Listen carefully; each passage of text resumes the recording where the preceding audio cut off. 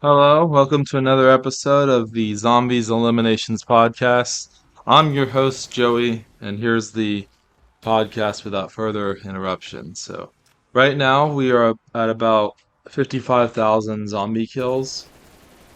So, that's the progress. So, it's like 5% of the way there. So, it's not really anything too, extensive, but we're getting there. So, eventually 5% turns to 10%, down the line. And I feel like I don't always have time to sit down and record these episodes. So just so I know I can always have a quick way to express my thoughts for more like off the cuff stuff. I have a separate podcast on this channel, which is in the same playlist in which I play Combat Master and talk about other unrelated topics. It's an easy way to quickly get a video out there, especially with how busy I've been nowadays, because I don't always have time to record my voice, but I can always just take a few seconds to write something with the note application on my phone. And it's an easy way to get a video out there. But I feel like I really like how that podcast is turning out. That text to speech podcast, it's going really good, to be honest with you. The vibe of the podcast is amazing. For example, and today I wanted to go over a variety of different topics. There's no real big life update that's happening right now.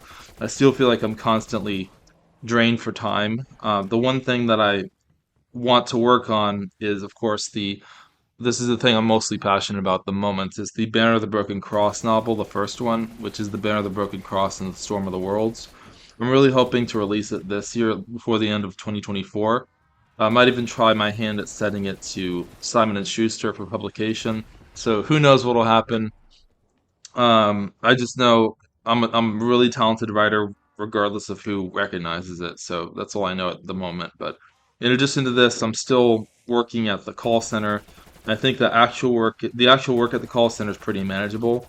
It's just that the shifts, they're practically like 10 hours, which makes the things difficult. And your performance is entirely based on how much customers like you. So if it wasn't for these two things, I'd say it would be almost a perfect job. But yeah, I'm not really complaining, but just saying that those things a really important aspect of what makes a job that someone would want to work. So, and to a certain extent, I feel like a lot of my skills are being wasted because, I'm always doing things below what I can actually achieve, I think, because that's basically the nature of the job. You just sit at a desk, you just answer the calls, and you're not required to do anything else. It's really kind of a dull experience. That's a waste of my talents in a sense. But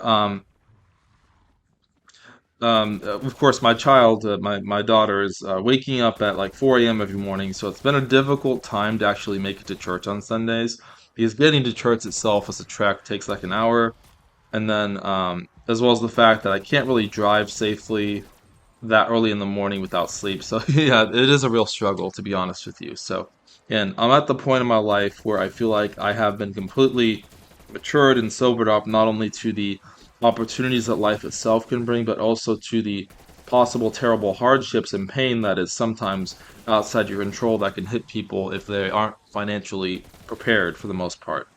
And at the end of the day, some people are left with nothing else but, just a simple song that they have inside their heart, which is like what they're trying to express, whether they can express it or not.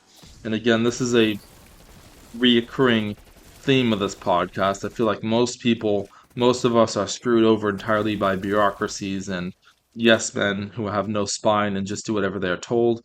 And in my personal life, I feel like to be honest with you, viciously unheard as far as my poetry is concerned. There are so many powerful thoughts and ideas that no one will ever listen to, in my opinion. I try to be, of course, humble about the work that I do and everything that I am, as far as like who I am as a person. But the one thing that I will never be humble about is my art, because my poetry I feel like, is something that transcends me. It's more important than me. And I keep imagining the lives of famous authors like Tolkien and C.S. Lewis, Emily Dickinson, and Walt Whitman. And I wonder what struggles they've gone through to be heard as well, how they were able to get exposure. I know, for example, for Emily Dickinson, she never became famous until she died, so there's that at least. But and I've always been told that, hey, Joe, you're not going to be famous until you're dead. That's something I was told before. So it's probably probably true, to be honest with you. Um, there's a lot more time to become famous after your life than during it. So, and I've started to think about writing more varied genres of books, like more novels, more than the ones I have planned already. Of course, this is the Banner of the Broken Cross series, but I'm gonna plan more. I might even release a book of essays in the future, which sounds boring, but trust me, it is more exciting than it sounds. And I've also been investing heavily into Bitcoin, fractional real estate shares, and also dividend paying blue chip ETFs in the stock market. Even financially, life can be a real struggle, and perhaps even the majority of problems are caused either by lack or abuse of money. Money, really, I think, is something that can destroy lives, which is basically why St. Paul thinks it's such an evil.